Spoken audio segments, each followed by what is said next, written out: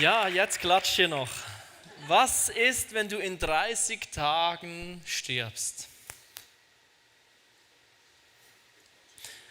Was löst die Frage in dir aus? Was ist, wenn du dir bewusst machst, die Zeit läuft ab?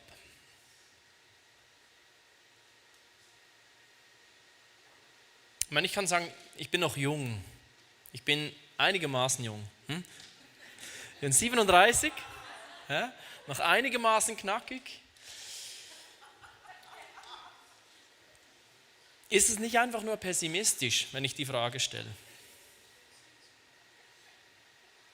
Meine Frau hat gesagt, es ist recht unrealistisch, diese Frage. Recht hat sie. Umso mehr will ich dich einladen, lass dich auf diese Frage ein, weil ich glaube, wenn wir uns auf diese unangenehme vielleicht und auch beunruhigende Frage einlassen, es liegt ein großer Gewinn darin. Und innerhalb von einigen Minuten können wir heute, glaube ich, einiges in uns bewegen, wenn wir diese Frage zulassen. Weil wir werden Gott reinsprechen lassen. Ich meine, ich rede immer wieder mit älteren Menschen in meinem Umfeld. Matthias sagt zu mir immer, ich bin ein Seniorenflüsterer. Weil aus irgendeinem Grund verstehe ich mich mit älteren Menschen recht gut und recht schnell. Mein Sohn hat diese Salbung übrigens geerbt. Also mein Sohn Given, der ist 6, der sitzt nicht so selten immer mal wieder mit älteren Menschen auf einem Gartenstuhl zusammen, die er vor 5 Minuten noch gar nicht gekannt hatten, da tiefe Gespräche über Gott und die Welt. Mir geht das ähnlich. Ich habe so meine Balkone um mich herum und da leben ältere Menschen und ich habe echt tolle Beziehungen mit denen und ich merke, mit denen komme ich sehr schnell auf dieses Thema zu sprechen, aber mit jüngeren Menschen eher weniger. Was hat das genau mit mir als 37-Jährige zu tun? Und ich habe mal ein bisschen in mich reingehorcht und ich kann mich erinnern, ich weiß nicht, wie lange du schon Teil dieser Gemeinde bist, aber da war mal Nicola. Der wurde plötzlich aus dem Leben gerissen. Da war eine Christina, die war sehr schnell nicht mehr da. Ich kann mich erinnern, eine alte Freundin aus meiner alten Gemeinde, eine Diagnose und innerhalb von Monaten habe ich die Info bekommen, die ist tot, ich habe sie nicht mal mehr wieder gesehen. Manchmal geht es schneller, als man denkt.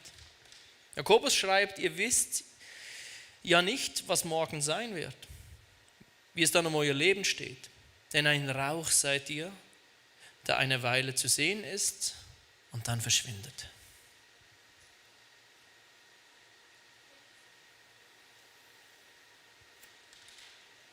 Irgendwann ist jeder dran. Ich spüre das Excitement im Raum. Ich glaube, es ist nicht einfach nur pessimistisch. Ich glaube, es liegt ein Reichtum darin, wenn wir uns bewusst machen, dass unsere Zeit abläuft. Ich glaube, es kann helfen. Der große David, vom Schafhirten zum König, ein unglaublich bewegtes Leben, hat mal einen Psalm geschrieben. Darin finden wir folgende Worte. Herr, erinnere mich daran, wie kurz mein Leben ist und dass meine Tage gezählt sind, damit ich erkenne, wie vergänglich mein Leben ist. Selbst so ein weiser Mann hat verstanden, wenn ich mir das bewusst mache, dass mein Leben irgendwann vorbei ist, dann hilft es mir, ein bewusstes Leben zu führen. Wir sind in einer Serie drin, wir streben nach diesem erfüllten Leben, was Jesus uns verheißen hat. Ich glaube, diese Frage kann uns zum Schluss dieser Serie dabei helfen, wirklich nochmals unsere Prioritäten, unsere Werte zu überdenken, die Art und Weise, wie wir unser Leben leben, zu überdenken und Gott nochmal reinreden zu lassen. Weil Fakt ist, irgendwann gibst du deinen Löffel ab. Kennst du dieses Sprichwort? Ich mag das. Irgendwann ist Ende Gelände. Aus die Maus. Tschö mit Ö. Irgendwann ist fertig. Das gilt für uns alle. Wir wissen nicht wann. Ich hoffe, es sind nicht die 30 Tage. Aber was wäre, wenn? Wenn du weißt, in 30 Tagen ist Schluss und du gibst ihn ab. Was machst du noch in diesen 30 Tagen? Wie nutzt du diese 30 Tage?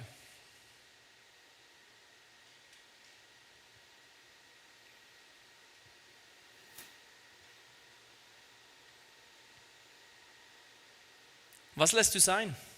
Was machst du nicht mehr?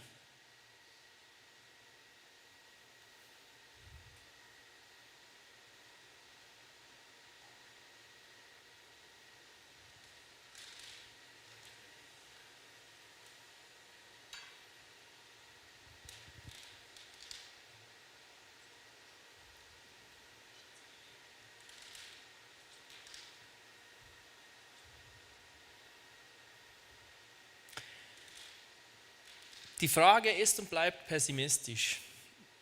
Außer wir lassen Gottes Perspektive reinkommen in dieses Thema. Wenn wir menschlich darüber nachdenken, macht es uns nervös, macht es uns Angst, stresst es uns. Aber wenn ich gucke, wie die Bibel über unser Leben spricht, dann liegt sehr viel Konstruktives drin. Weil die Bibel spricht von einer Ewigkeit. Wir hatten in dieser Predigtserie, hat Matthias mal irgendwo in seiner Predigt das Vaterunser erwähnt. Ich weiß nicht, ob du die Predigt verpasst hast, dann guck sie unbedingt nach. Guck dir die Predigten dieser Serie nach, weil jeder hat es in sich. Und er hat in seiner Predigt darüber gesprochen, fang an, das Vaterunser jeden Tag zu beten, weil es wird dich ausrichten. Es wird dich auf das ausrichten, was wirklich wichtig ist. Und interessanterweise ist auch in diesem Gebet diese Ewigkeit ein Thema. Ganz am Ende heißt es, denn dein ist das Reich und die Kraft und die Herrlichkeit in Ewigkeit. Amen. Die Jünger haben Jesus gefragt, wie sollen wir beten? Und Jesus sagt, betet so. Und er packt dieses Thema mit rein. Denkst du, das ist Zufall? Jesus hat die ganze Zeit über die Ewigkeit gesprochen. Mach mal deine Bibel auf, lies mal die 4 Evangelien und achte dich mal darauf, wie oft dieses Thema zum Vorschein kommt, wie oft Jesus über das Leben danach spricht, über die Zeit, in der wir nicht mehr auf dieser Erde sind. Das kommt immer wieder vor, immer wieder. Wie oft sprichst du über die Ewigkeit? Wie oft denkst du darüber nach?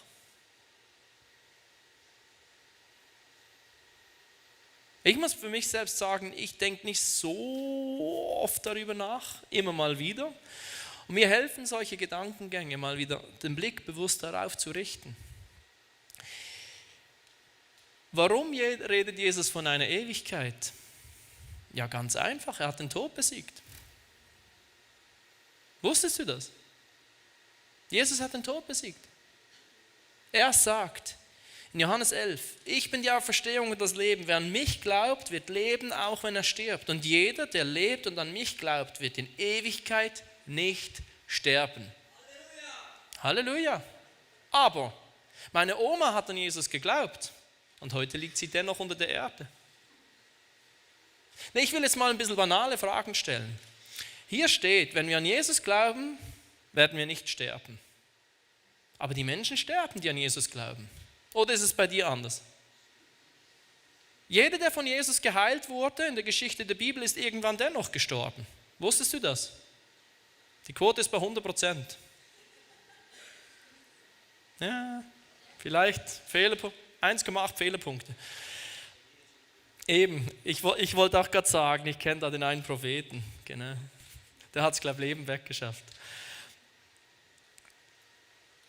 Aber es lohnt sich, wenn wir wirklich ernsthaft kurz und auch ein bisschen kritisch darüber nachdenken, was ist denn damit gemeint?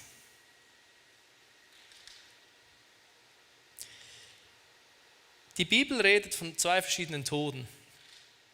Der eine ist der geistliche Tod und der andere ist der physische Tod. Das finden wir immer wieder.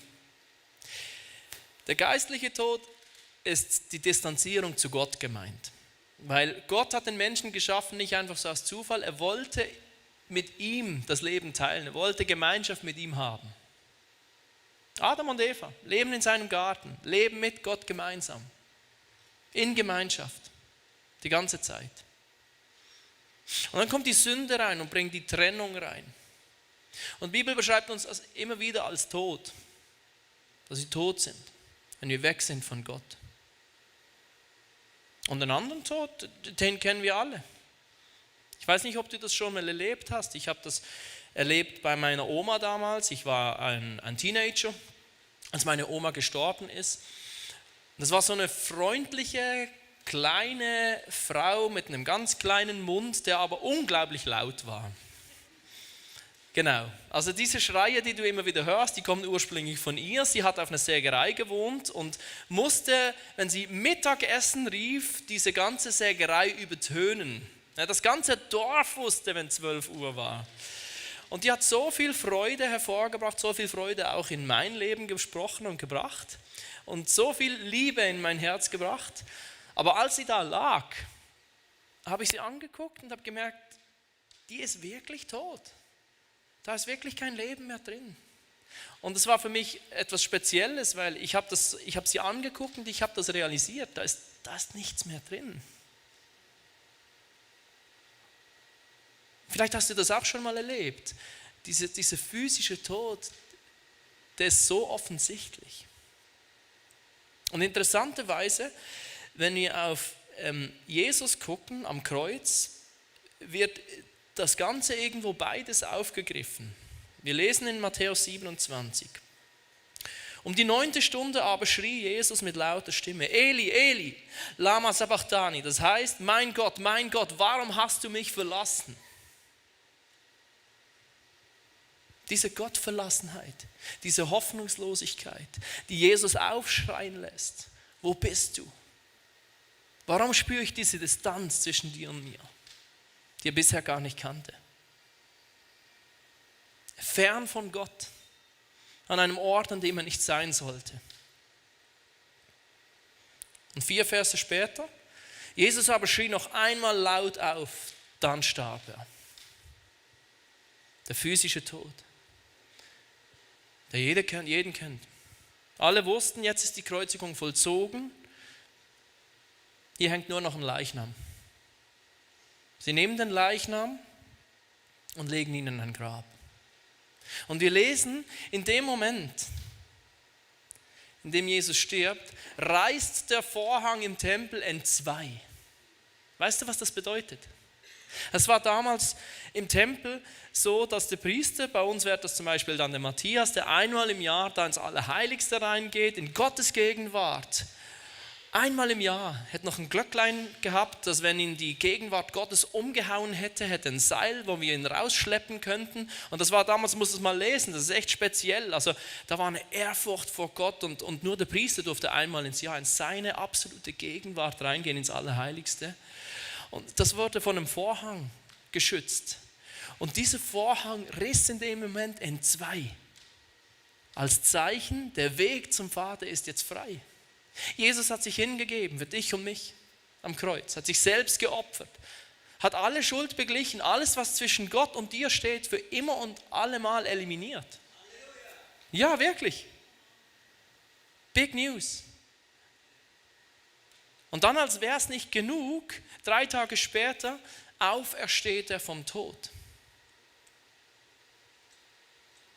Er kommt zum Leben zurück.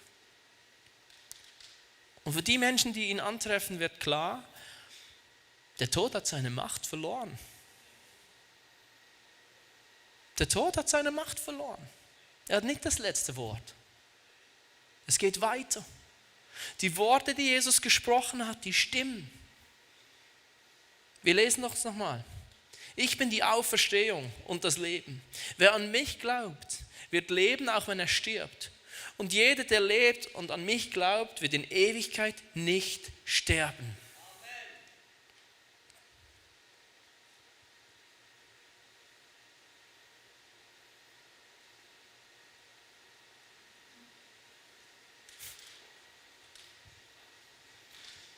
Wenn du an Jesus glaubst, wirst du leben, auch wenn du stirbst. Deinen Körper wirst du zurücklassen. Manche sagen jetzt Gott sei Dank, oder? Ich spüre es auch schon, 37, es fängt schon an. Das Zeug zerfällt.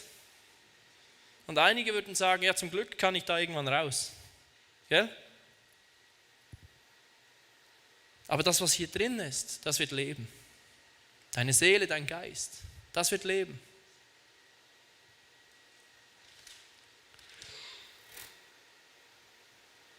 Ich habe mir früher immer gedacht, Ewigkeit.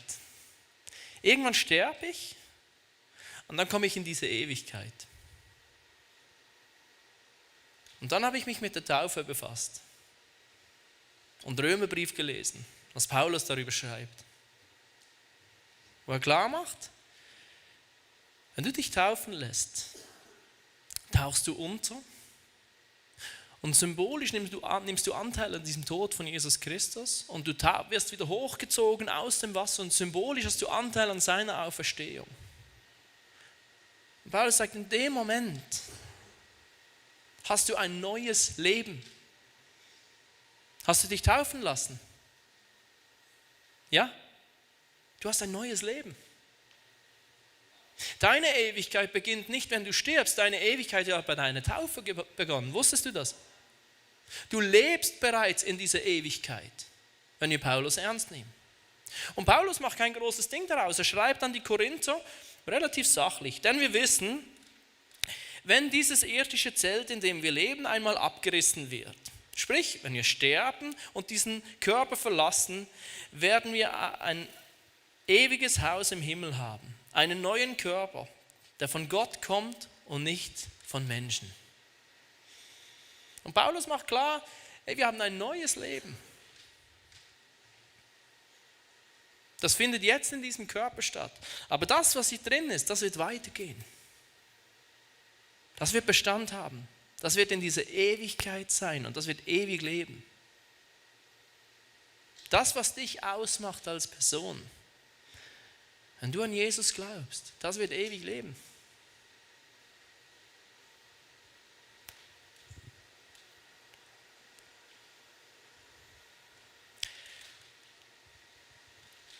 Wenn wir unsere Serie heute abschließen, will ich noch kurz auf diesen Untertitel verweisen. Vielleicht kannst du kurz diesen Serienslide nochmals bringen. Das erfüllte Leben, und da steht ein Leben im Licht der Ewigkeit. Jesus lädt uns immer wieder ein, auf diese Ewigkeit zu blicken. Ernst zu nehmen, dass das Leben weitergehen wird als das, was wir sehen. Und die Bibel erklärt uns, dass der Tod eine Trennung vornimmt.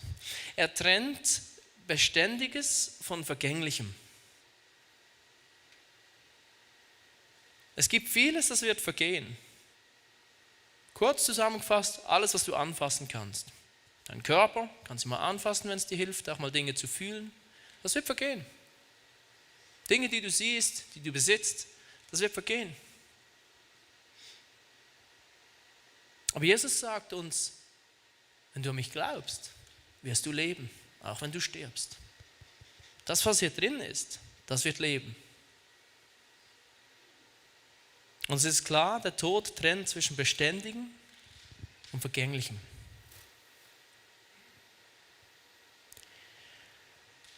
Und Jesus schafft in der Bergpredigt mal einen klaren Fokus, wenn es um Ewigkeit geht. Er sagt, sammelt euch keine Reichtümer hier auf der Erde, wo Motten und Rost sie zerfressen und Diebe einbrechen und sie stehlen. Sammelt euch stattdessen Reichtümer im Himmel, wo weder Motten noch Rost sie zerfressen und keine Diebe einbrechen und sie stehlen.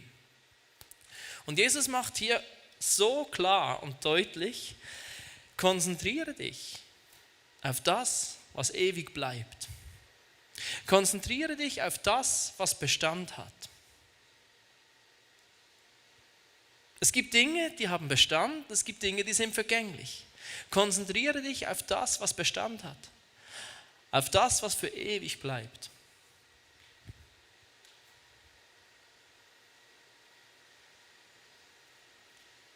Jetzt könnte es gefährlich werden. Ein bisschen alltagsfern. Ist denn jetzt das Vergängliche wertlos? Nicht wirklich, oder? Guck einfach mal in dein Leben. So viel Vergängliches, was so kostbar ist. Ich habe gerade im letzten Jahr so viel Zeit in mein Zuhause investiert. Und ich liebe es. Weil ich sehe, wie wir als Familie da einen Spot haben, wo wir uns wohlfühlen. Ich sehe, was alles Schönes passiert in unserem Zuhause. Und doch weiß ich, es ist vergänglich. Ich glaube, die Kunst ist zu verstehen, dass es verfällt und dass es dennoch kostbar ist. Lass uns ehrlich sein, wir hatten nichts, als wir auf die Erde kamen. Wir haben nichts mitgenommen und wir können auch nichts mitnehmen, wenn wir gehen. Wir lassen das alles mal hier. Egal wie lange und wie intensiv ich mich investiere in das Zeug, was ich habe, das, was ich anfassen kann, ich werde es nicht mitnehmen können. Richtig? Und doch bin ich der Überzeugung, wir können es nutzen, wir können das Vergängliche nutzen, um das Beständige zu bauen. Das Vergängliche ist nicht wertlos, weil wir können das Vergängliche nutzen, um Beständiges zu bauen.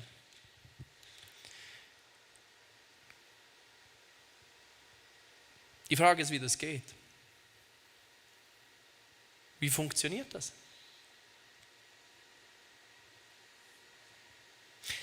Ich weiß nicht, wann du zuletzt etwas aus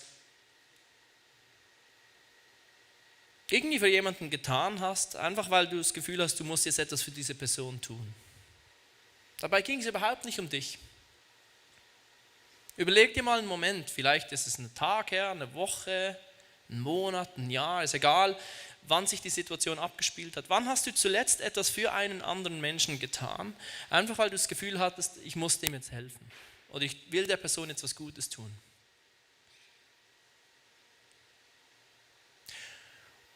Und dann überlege dir, wie hat sich die Person gefühlt? Was hat es in der ausgelöst?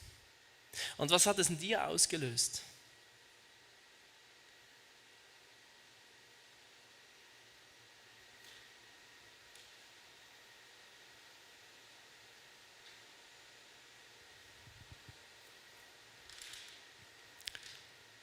Jesus fasst es mal so zusammen, Johannes 13. Ein neues Gebot gebe ich euch, dass ihr einander liebt, wie ich euch geliebt habe. So sollt auch ihr einander lieben.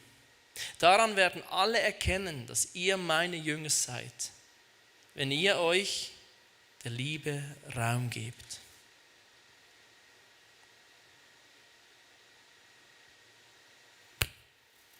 Alles wird vergehen, was wir haben. Unsere Häuser, unsere Autos, all das Zeug, was wir haben, unsere Körper, all das wird irgendwann mal zerfallen, wertlos sein. Es wird eine Zeit lang wird es sichtbar sein und gleichwohl wird es sein wie Rauch und es wird sich verziehen, als ob es nie da gewesen wäre. Diese Halle, in der wir sitzen,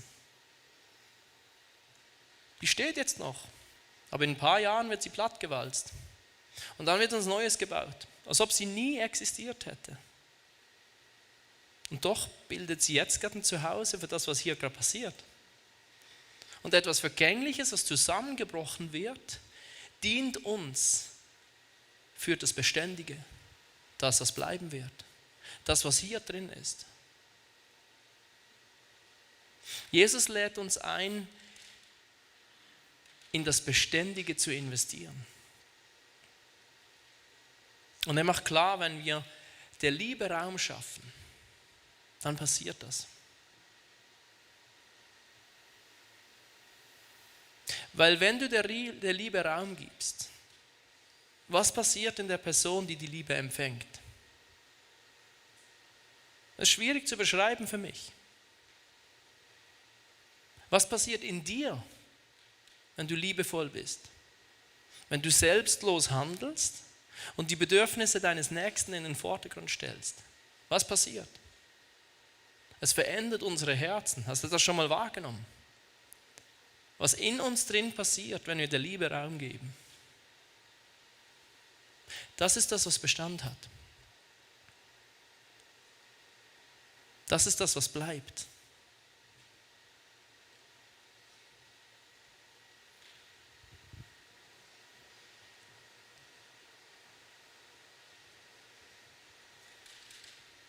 Wenn Jesus sagt, sammle dir keine Schätze hier auf der Erde, sondern sammle dir Schätze, die du in der Ewigkeit wieder antreffen wirst. Es kann nur etwas sein. Es kann nur das sein, was wir mitnehmen werden. Wenn wir Schätze sammeln wollen, die wir in der Ewigkeit wieder antreffen, lasst uns Menschen lieben. Denn es wird Herzen verändern. Jesus hat uns einen klaren Auftrag gegeben als Kirche. Kennst du den? Geht hin Verkündet das Evangelium, macht zu Jüngern alle Völker. Tauft sie auf den Namen des Vaters, des Sohnes und des Heiligen Geistes und helft diesen Menschen ein Leben zu leben, wie ich es euch gezeigt habe. Den Job hat er uns gegeben. Und wenn du sagst, du bist Nachfolger von Jesus Christus, dann ist das dein Job Nummer 1. Wenn du der Liebe Raum gibst, dann tust du das. Wenn du Gottes Liebe in dir Raum gibst, tust du genau das. Du machst Gottes Liebe hier sichtbar.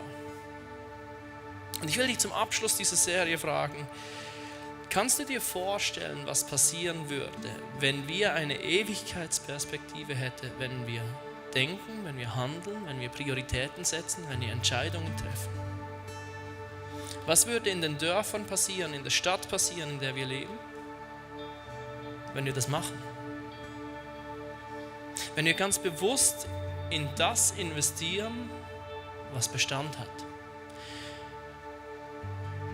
Das Vergängliche darf kostbar sein und das darf kostbar bleiben. Wir dürfen es gern haben.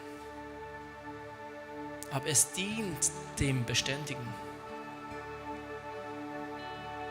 Weil es wird irgendwann vergehen.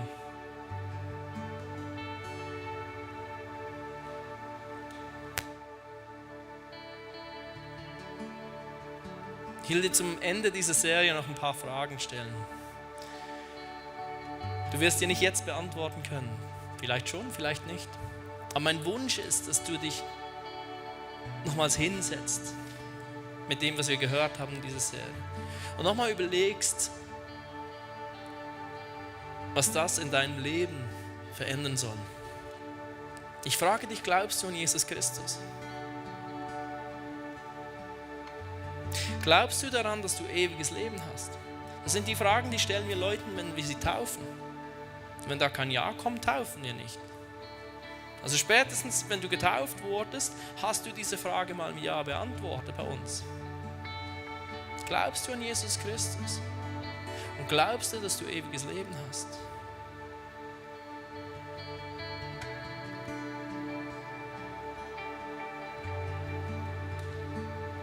Wenn du in 30 Tagen stirbst,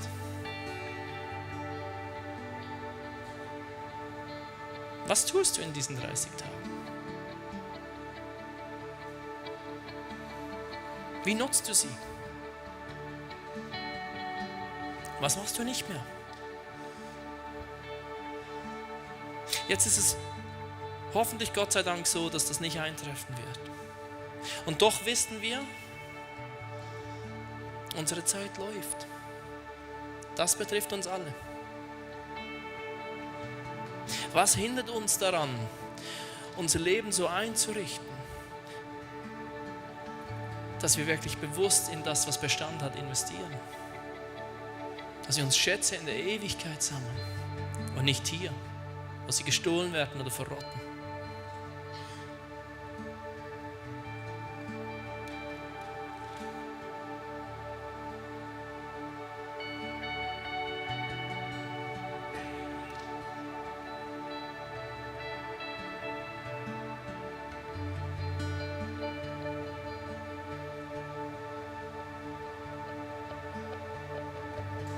Setz dich mal hin und setz dich mal mit diesen Fragen auseinander. Bitte Gott, dass er spricht. Wir geben ihm nachher Raum, dass er das anfangen kann. Führt es weiter. Nimm dir mal bewusst Zeit. Lass diese Serie nicht einfach auslaufen und in die nächste starten. Weil nächsten Sonntag sprechen wir über die Namen Gottes. Neues Thema, neue Impulse. Nimm dir nochmals Zeit diese Woche. Und nimm dich diesen Fragen an. Und ich glaube, es wird uns dazu bewegen, Dinge anders zu machen, Prioritäten anders zu setzen, gewisse Entscheidungen zu hinterfragen. Und dann kannst du deinen Kalender hervornehmen und gucken, dass sich das auch da wiederfindet. Weil wenn wir das nicht tun, weißt du, was dann passiert? Wir feiern den 1. Advent, 2. Advent, 3., 4., feiern Weihnachten, Neujahr, nehmen uns Neujahrsvorsätze und denken, ja, das hat irgendwie, vielleicht erinnert es dich sogar daran, aber es passiert eigentlich nicht viel. Und deswegen will ich dich ermutigen, setz dich mit dem Thema nochmals auseinander.